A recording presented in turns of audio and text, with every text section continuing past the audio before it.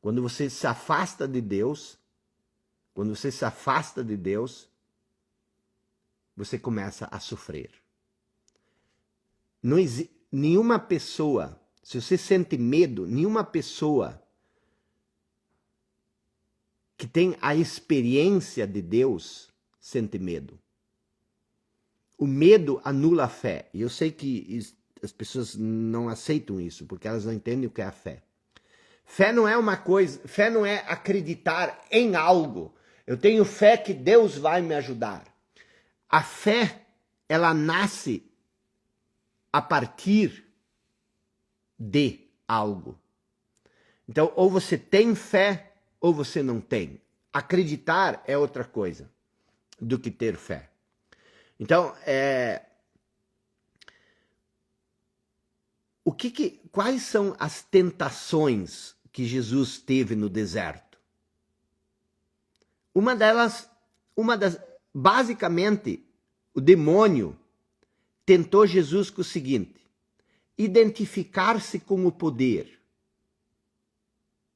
identificar-se com o fazer, identificar-se com a fama, identificar-se com a glória, que seria tudo a identificação com o reino desse mundo, que é onde eu e você pecamos.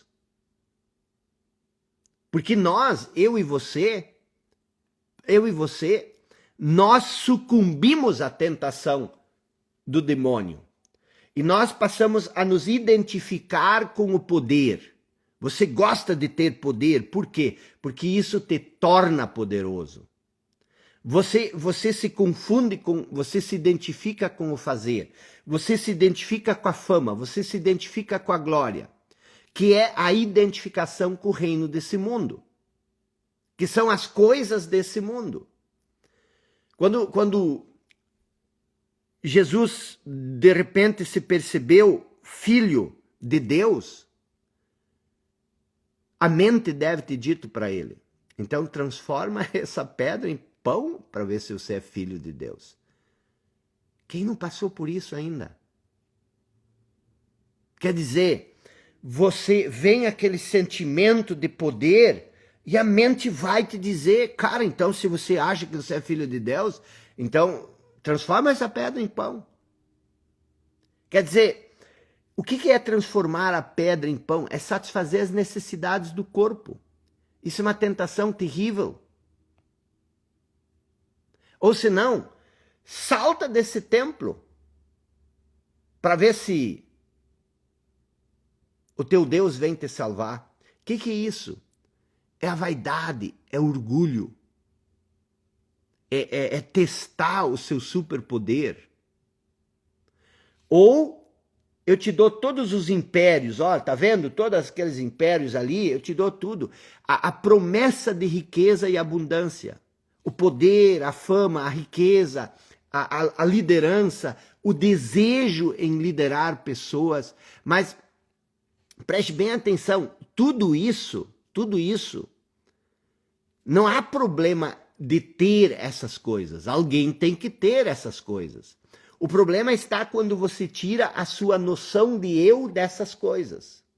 Quando você se separa daquilo que você é em essência.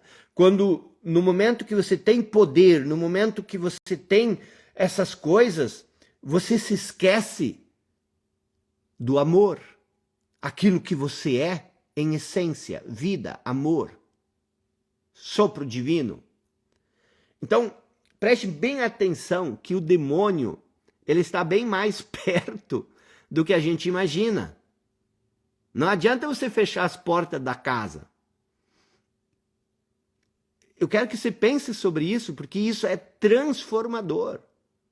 Quando você entender que o demônio só existe na sua cabeça. Em grego, a palavra demônio é daimon, que significa um gênio menor, literalmente, um Deus menor que inspira as pessoas. A palavra demônio. Então, o que te inspira? O que tem te inspirado? Então, aquilo que te inspira é o amor É a fé? É a essência divina ou é a necessidade da mente? A necessidade da cabeça? E eu queria ter, no mínimo, umas 15 noites para explicar tudo isso em mais detalhes. Porque o que acontece? O que é o demônio? Demônio é tudo que nos afasta de Deus, certo? O demônio é tudo que nos afasta do bem, certo? Isso é o demônio. O demônio é tudo que nos afasta do bem. E o que nos afasta do bem? O que nos afasta do bem? Não é a mente? O que cria todas as confusões na nossa vida? Não é a mente? A emoção? Mas a emoção, ela nasce da mente. Não existe emoção sem pensamento. Então, nada nos afasta mais de Deus do que a voz na nossa cabeça, que fica tramando vingança o dia inteiro, que fica o dia inteiro ocupado julgando as outras pessoas, criticando os outros, falando mal dos outros. Então, o demônio, e isso nos afasta do nosso núcleo central, da nossa base. Presta atenção, tu não consegue amar através da mente. A mente é só apego. A mente não é amor. Amor, o que é amar? Amar é eu reconhecer a minha essência em você. Isso é amor. O verdadeiro amor é eu me reconhecer em você. Eu olho para você, eu não enxergo o seu corpo, não enxergo os seus erros, os seus defeitos, eu enxergo aquilo que nos liga a todos, que é a nossa centelha divina. E quando eu te enxergo dessa maneira, você desperta para isso.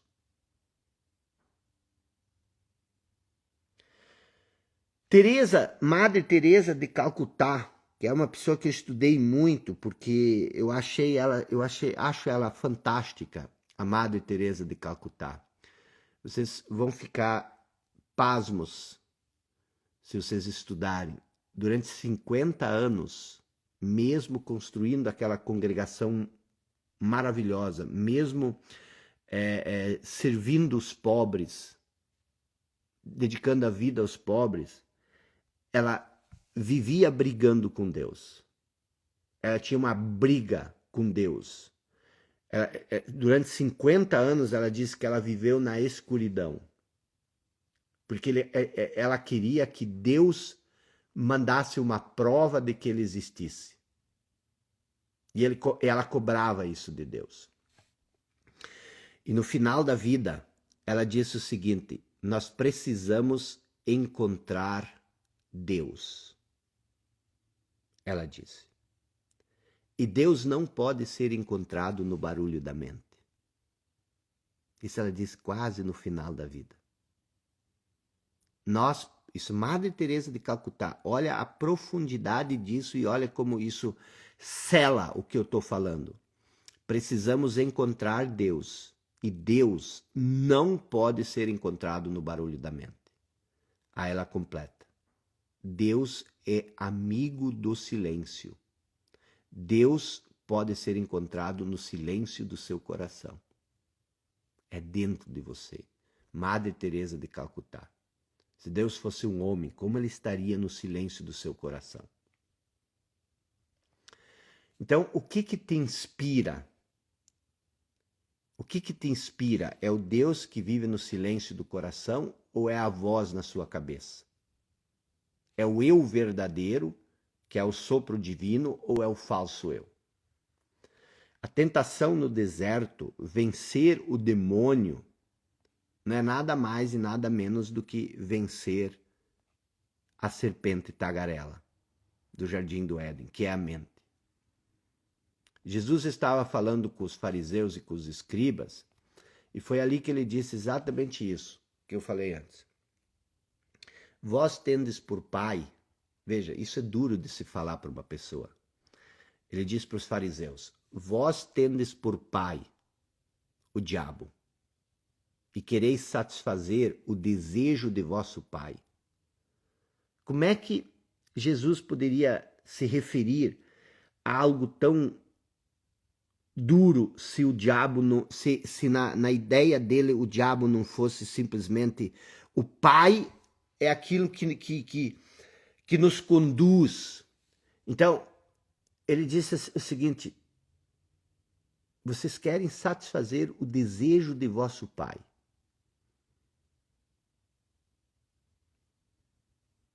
Que é o diabo. O desejo de quem nós queremos fazer o tempo todo, eu e você. Esquece os fariseus. Nós queremos fazer o desejo da nossa mente, que não nos deixa em paz um segundo. E aí ele diz o seguinte: esse pai que vocês querem satisfazer é o pai da mentira, porque ele nasceu da mentira e tudo que vem dele é mentira. Então o que acontece? Nós não somos a nossa mente. Nós não somos essa ideia que nós temos na cabeça sobre nós. Nós precisamos renunciar a isso que nós pensamos que nós somos, se nós quisermos entrar no reino dos céus, como eu expliquei ontem. E ao vencer o falso eu, Jesus sai do deserto livre do demônio. Por quê? Porque ele renunciou a tudo isso. Quando você renuncia a tudo isso, você passa a viver em unidade com aquilo que você verdadeiramente é. Quando você para de ouvir a sua voz, quem você se torna? Você se torna aquilo que você é em verdade. Então, o que seria você se libertar da voz na cabeça? É encontrar a verdadeira natureza por detrás de todo esse barulho mental, onde Deus não pode ser encontrado, segundo Madre Teresa de Calcutá. E por que nós estamos falando tudo isso? Nós estamos falando tudo isso para a gente encontrar caminhos, para a gente entender isso melhor e a gente largar essa ideia de que nós somos indignos, de que nós somos maus, de que nós somos pecadores, de que nós... Não. Nós somos filhos do amor. Nós somos... A nossa vida é graça. A vida é graça. A vida não é sofrimento, a vida é graça. Mas você pode transformá-la em sofrimento se você quiser. Porque você é filho do Criador, você pode criar o que você quiser. Mas todo sofrimento, ele tem um propósito. O propósito do sofrimento é nos trazer de volta para a luz. Por isso que existe toda essa distinção bem clara. A pessoa que vive no bem, ela não sofre como a pessoa que vive no mal sofre. E aí vem essa questão, Jesus saiu do deserto. Sempre que você pensar em Jesus, eu te recomendo fortemente a você pensar sempre em duas coisas bem distintas. Duas coisas bem distintas. Você, não sei seu nome, mas você é ao mesmo tempo um corpo físico e você é um sopro divino. E você pode viver como corpo físico e esquecer totalmente o corpo divino, o sopro divino, que é o corpo divino. Você pode esquecer isso. Agora você também pode renunciar ao teu aspecto humano. Você pode renunciar ao seu aspecto humano e você pode viver como esse corpo divino. Você pode permitir, porque o que acontece? Existe essa coisa mais profunda em você, mas a mente nunca vai entender isso. Por isso, Jesus não disse, você precisa silenciar a sua mente. Ele disse, você precisa renunciar a ti mesmo. O que seria renunciar a ti mesmo? Renunciar a tudo que tu pensa sobre você. Então, Jesus existiu, assim como existe em você, um indivíduo, um ser humano, e existe algo mais profundo que é eterno. Jesus também teve isso. Então, sempre que você pensa em Jesus, você tem que pensar em Jesus como um homem primeiro, um homem que viveu 2000 anos atrás. Jesus tem história. É um homem que viveu 33 anos e depois ele saiu desse mundo, ele partiu. Então Jesus foi isso, um homem, mas também existe... Deixa eu explicar melhor. Jesus é o homem que viveu 2000 anos atrás e que exerceu a sua divina presença. Ele esteve presente na terra como o Deus, como Deus. Vocês entenderam isso? Dá para separar assim, Cristo é a essência divina, a essência de Deus que também existe dentro de você e que existe dentro de mim, que existe dentro de nós. Só que Jesus viveu essa essência divina com plenitude. E por isso ele se tornou tão divino, tão divino. A gente tem que aprender a separar essas duas coisas. Porque e isso está muito claro, tá? Eu não estou fantasiando aqui, isso está muito claro quando ele fala no Evangelho. Por exemplo, ele diz o seguinte, numa passagem, ele diz o seguinte: meu Pai é maior que todos. E aí ele diz: eu e meu Pai somos um. Olha só. É difícil de entender isso. Meu Pai, Deus, ele é maior que todos. Por quê? Porque ele é o todo. Mas meu Pai e eu somos um. Você também é um com Deus. Se você fosse o sopro divino. Mas você perdeu, você se separou disso. Eu não estou dizendo, em hipótese alguma, que você vai se tornar um Jesus Cristo. Não passa isso, não deve passar isso pela sua cabeça. Mas eu quero entender que você... Quando Jesus diz, ninguém vem ao Pai senão por mim, quem estava falando era o Deus dentro de Jesus.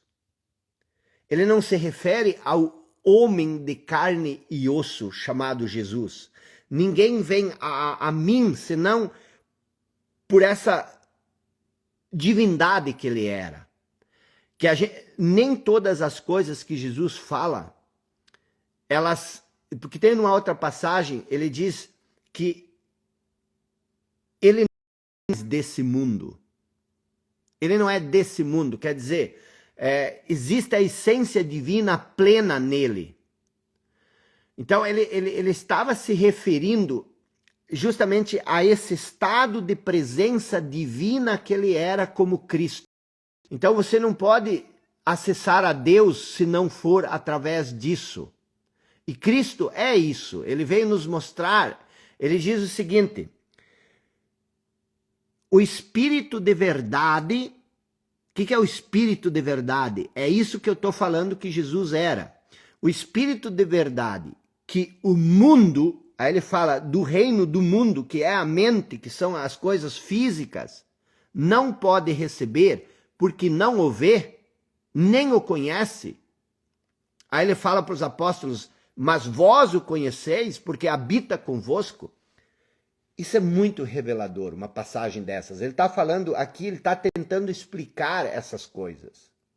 O Espírito de verdade que o mundo não pode receber. O que é o mundo? O Espírito, tu não consegue conceber o Espírito pela mente. Não consegue. Então, quando ele diz o seguinte, o Espírito de verdade, a verdade absoluta, que é o sopro divino, que é Deus, o mundo não pode receber. Por quê? Porque o mundo não vê, o mundo só se apega nas coisas dos sentidos. A mente, ela só confia nos sentidos.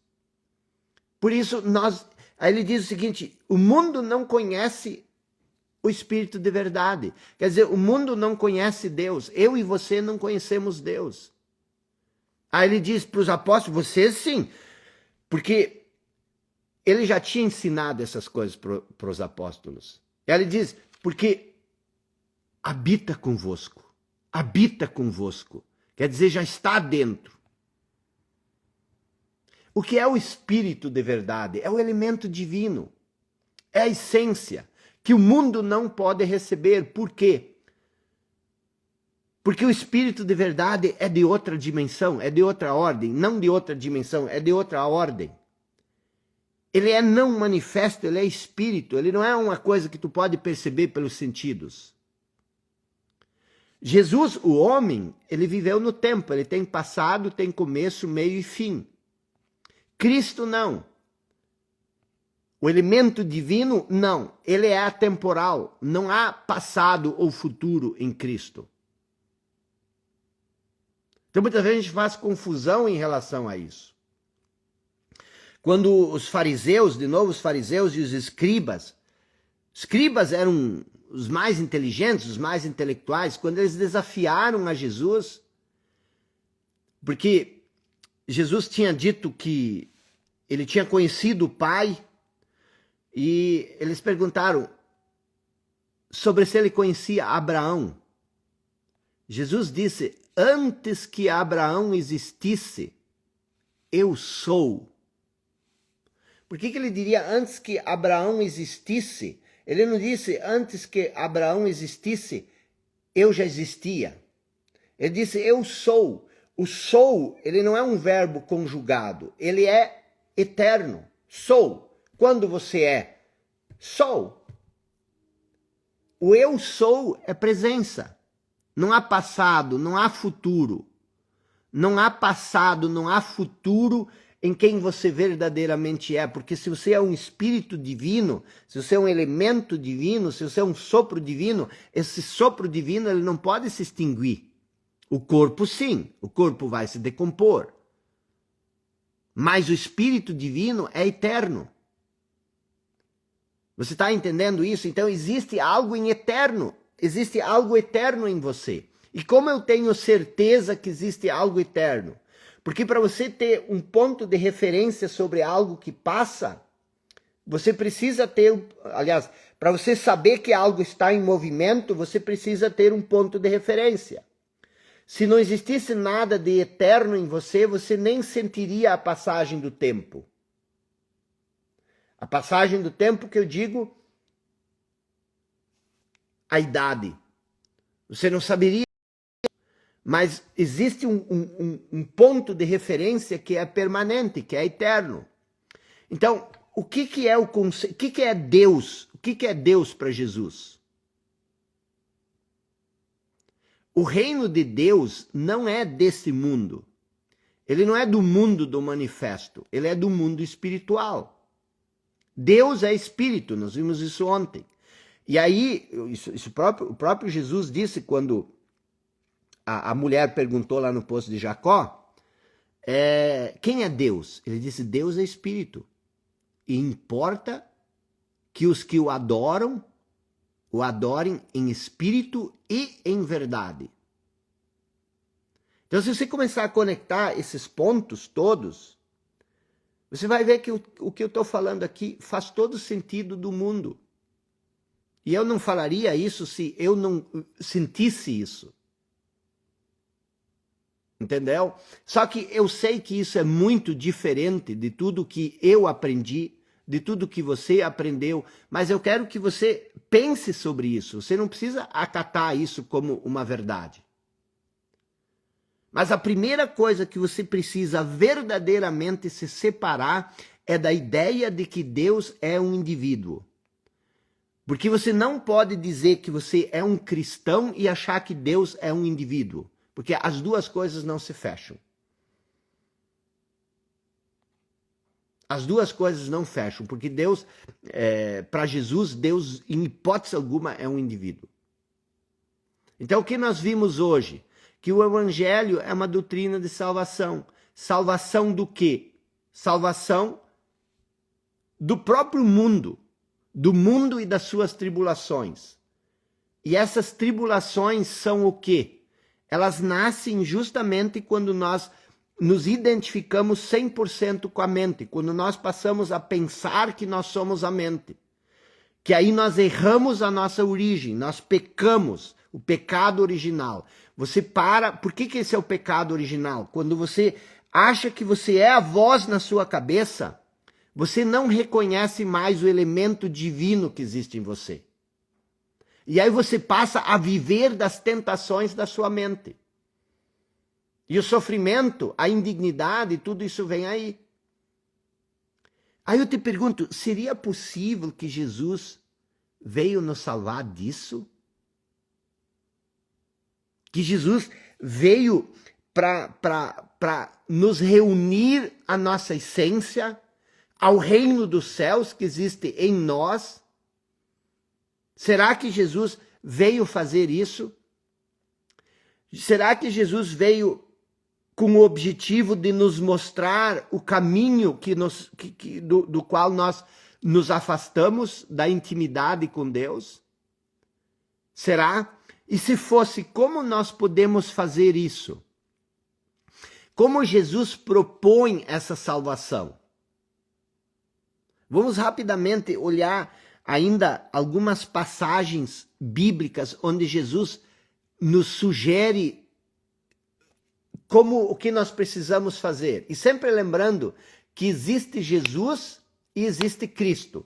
Jesus é o homem que viveu 2000 anos atrás e viveu a sua divina existência em plenitude. Então, o que é Cristo? É a essência de Deus, é a divina existência expressa em sua plenitude. Então Jesus, muitas coisas que ele fala, ele não fala como Jesus o homem, mas como o Espírito de verdade, como esse elemento divino que ele era. Então, o que Jesus como Cristo nos diz? Eu acho que é João 14, ou coisa assim, ele diz o seguinte: eu sou o caminho, e eu sou a verdade, e eu sou a vida. Mas quem é esse eu sou? Não é o homem de barba e de cabelo que foi crucificado por nós, porque nós não aceitamos o que ele dizia. Porque isso me parece uma coisa muito estranha. Pensa sobre isso, como isso é estranho. Cara, nós pegamos e nós, quando eu digo nós, os seres humanos, aí veio Jesus aqui. Jesus foi crucificado por pessoas que nem eu e você. Se Jesus viesse hoje para cá e fosse falar as coisas que ele falou, provavelmente você estaria lá, crucifica-o, crucifica-o. A gente pensa que não. Mas eram pessoas que nem eu e você que estavam lá. E a gente crucificou ele porque a gente não entendeu ou não quis aceitar o que ele ensinou. E aí depois a gente veio e disse, ele morreu para lavar nossos pecados. Isso me parece muito estranho. Então ele diz o seguinte: eu sou o caminho, a verdade, a vida. Ninguém vem ao Pai senão por mim. Pelo elemento divino, pelo Cristo que ele era. Aí ele diz em uma outra passagem: se vós me conhecesseis a mim, também conheceríeis a meu Pai. Quer dizer, se vocês conhecessem o elemento divino que eu sou, e que também existe em você e que existe em mim, já vou provar isso.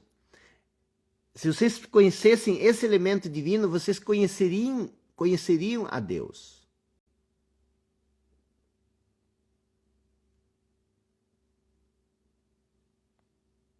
Foi o que ele falou.